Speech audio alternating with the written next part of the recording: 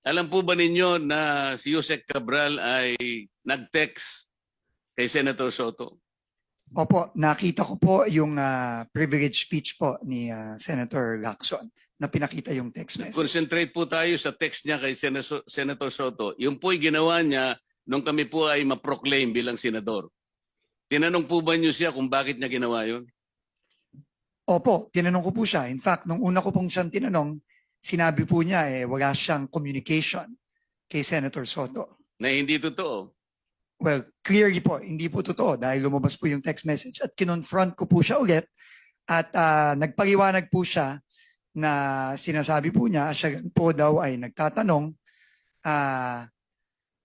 kung meron pong priority project ang opisina ng senador, which is clearly hindi consistent po dun sa unang sinabi niya sa akin. Sinabi nga po ng ating chairman sa kanyang privilege speech, Yusek Cabral was lying to her teeth. Totoo naman eh.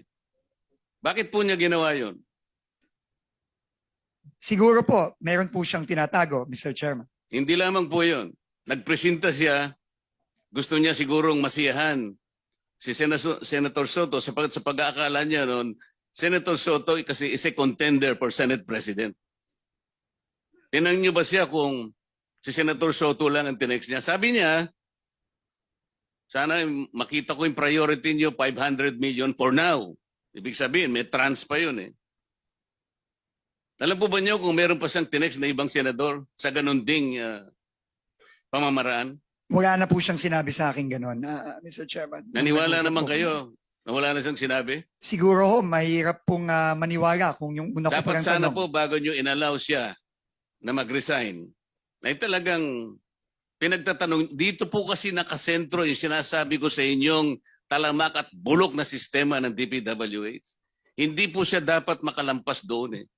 Gusto ko po kayong tulungan, no, as an aside, no, sa inyong tanong kanina na gusto niyo malaman kung sino-sino pa yung napadala na, o na-operan.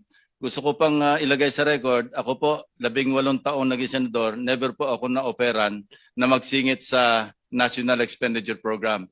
Taas na po ako dyan na sasabihin ko, wala po ako natatanggap na offer. Ewan ko kung bakit. Ako rin po, bakit hindi po ako nagte-text na gano'n? Nagtataka rin po ako eh. Anyway, Senator